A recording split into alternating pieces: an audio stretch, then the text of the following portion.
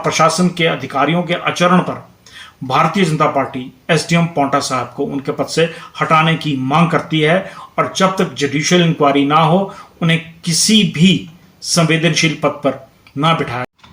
नमस्कार। लव जिहाद और कांग्रेस का पुराना रिश्ता है। भारत का पहला लव जिहाद कांग्रेस में ही हुआ था, जिसे बाद में बापू ने आधुनिकता और टॉलरेंस का वाद का नाम के साथ अपना नाम देकर अमर कर दिया और तुष्टीकरण की नींव रख दी।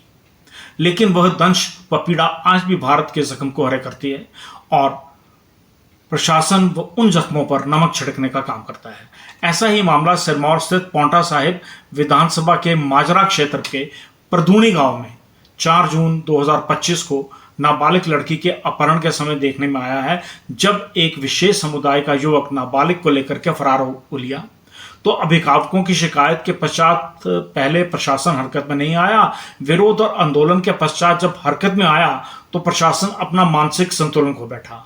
मानसिक संतुलन के असंतुलन होने का एक वीडियो एसडीएम पांवटा साहब गुरजीत सिंह चीमा का सार्वजनिक रूप से सामने आया है, जिसमें वो हाथ में डंडा लिए अभद्र गालियां देते, अपनी सुरक्षा का हवाला देते बाद में सफाई प्रस्तुत कर रहे थे। जबकि सफाई तो प्रदेश सरकार को देनी है कि हाई कोर्ट के आदेशों के उल्लंघन के पश्चात पटियाला के किस नेता के दबाव में गुरजीत सिंह चीमा का तबादला काजा से पांवटा हो गया। आम जनमानस से लेकर भाजपा के वरिष्ठ नेताओं पर मुकदमे दर्ज करना राजनीति का निम्न स्तर है। ऐसा ही एक वीडियो गत 28 अगस्त 2021 को हरियाणा के बस्तारा टोल प्लाजा करनाल से किसान आंदोलन के मध्य आया था।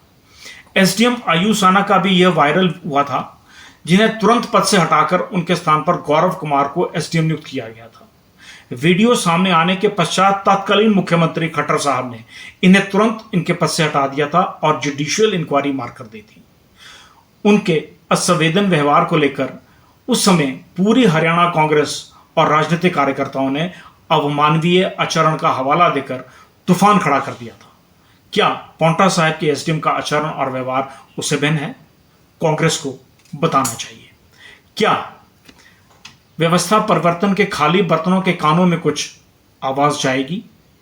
क्या कांग्रेस सरकार ने लव जिहाद हो या नाबालिग अपहरण को प्रदेश में संरक्षण दिया हुआ है, वह अपनी उपलब्धियां मान लिया है? जो अभी तक एसडीएम पांवटा साहब को कोई कार्रवाई नहीं हुई है, जबकि यह बिल्कुल करनाल टोल प्लाजा से मिलता हुआ मामला है। लेकिन जनता की आवाज विधानसभा में भी जाएगी और न्यायालय में भी।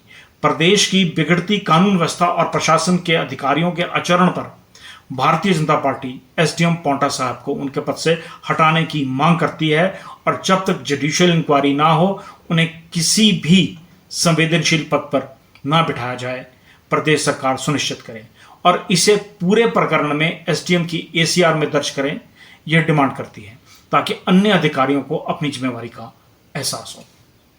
नमस्कार।